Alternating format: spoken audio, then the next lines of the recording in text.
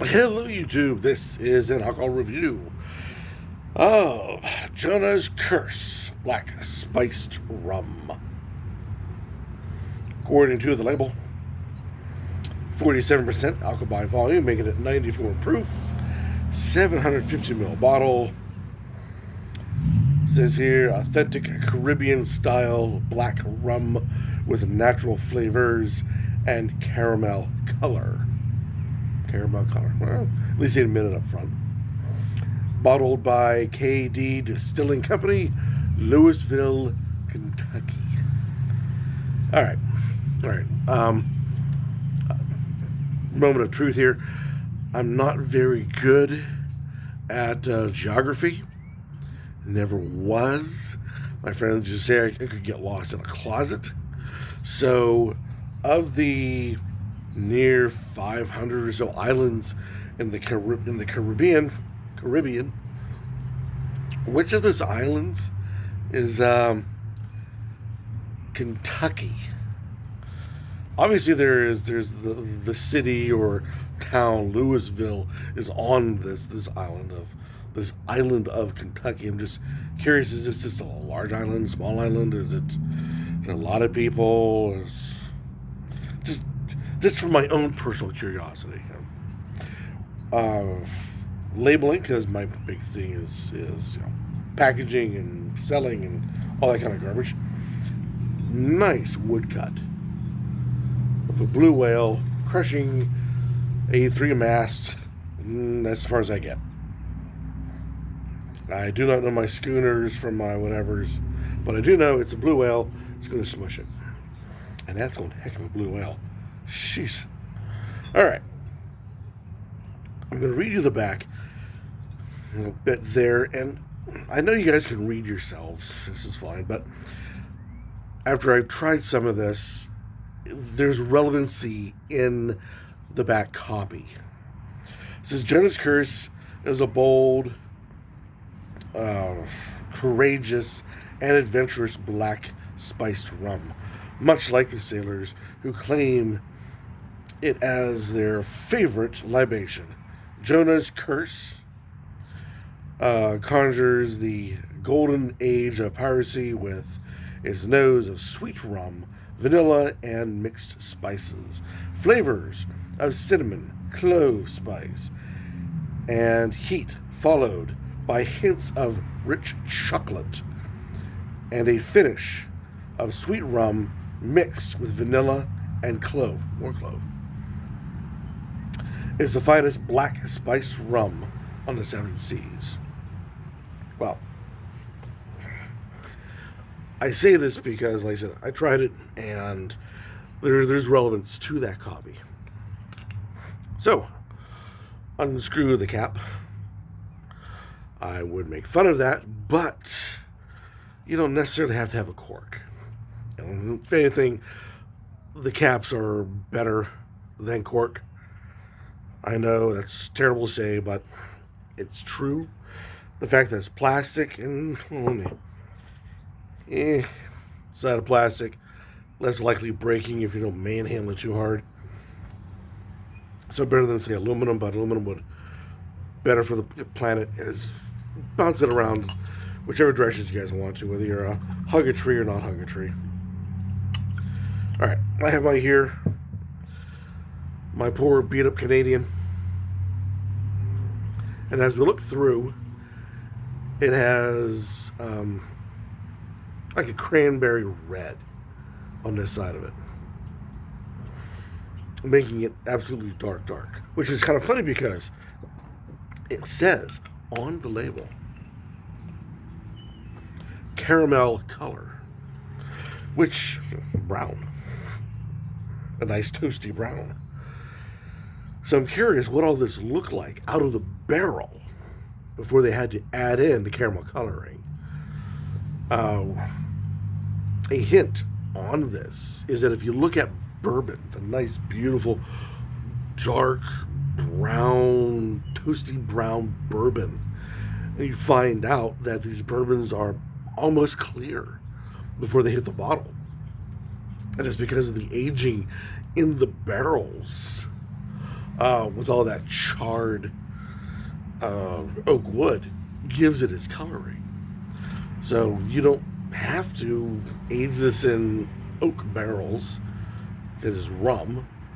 So I'm kind of curious who, what, when.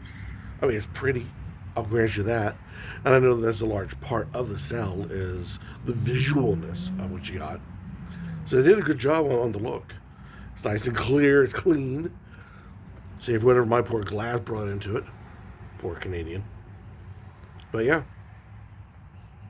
That's all well and good. Get a bit of a swirl here.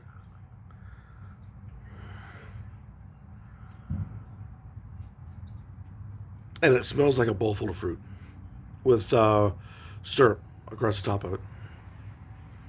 Very little burn, very little bite.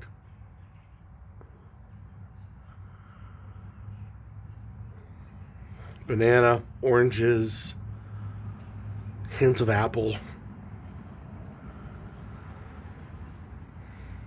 some lemon, vanilla, all your base spices, your vanilla, your cinnamon.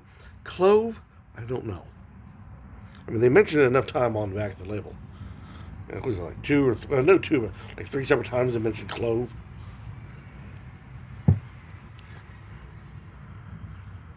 You think you smell it, but now it's starting to dissipate.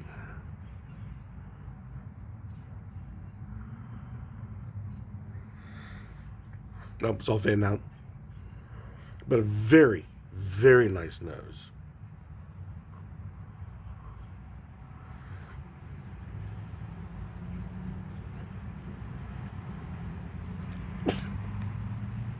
This part is the hard part. It bites bad. And it burns strong. So it is not kind to your taste buds.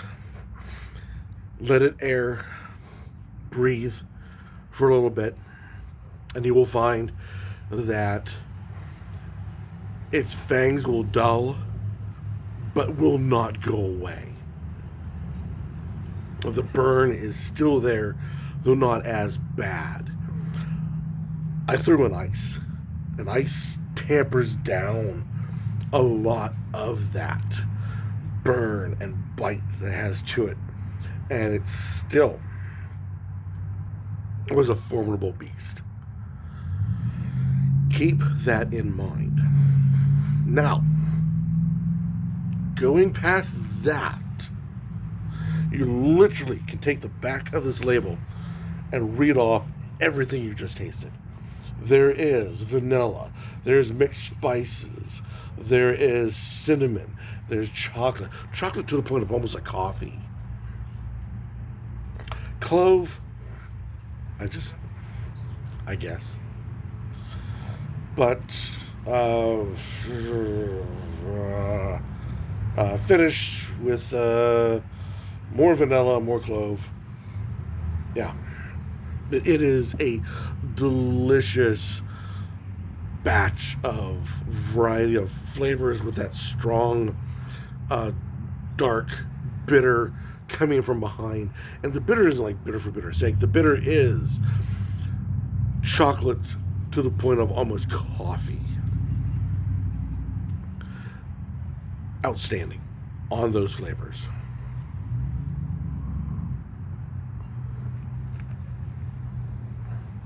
Yeah, yeah, all that and more. But that burn stays, that bite stays, and eventually your taste buds will. People, buy a muffler. Your taste buds will acclimate to that burn and that bite, but it never really goes away. So you can try mixing this in with your favorite cocktail, but just don't expect freedom from that. And like I said, once you get past that, once you can see, or I should say taste past that harshness, it is an absolute glass full of wonderment. Now, you're probably asking, when it comes to a lot of these dark libations, they tend to drop off early in their hang time and taste watery, watered down. You get that in beers. You get that in a lot of black strap type rums, things along that line. This doesn't.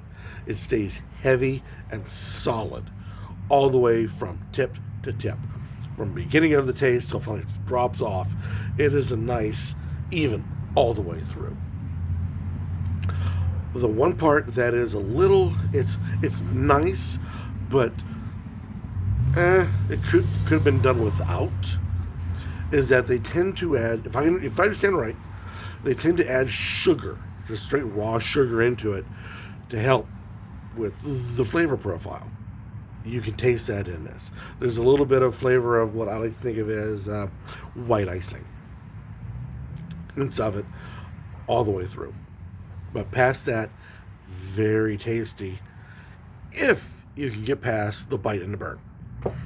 So, clearly a very good cold weather sipper.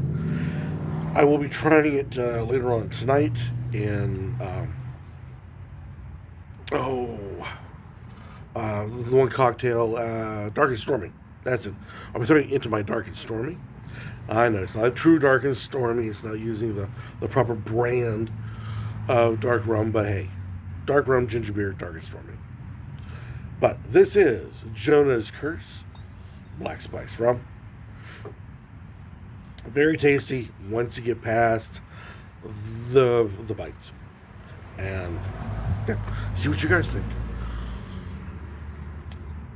Not much else I can say about it. It's just the cost was under $20, and I'm surprised, delightfully surprised at what I was able to find on it.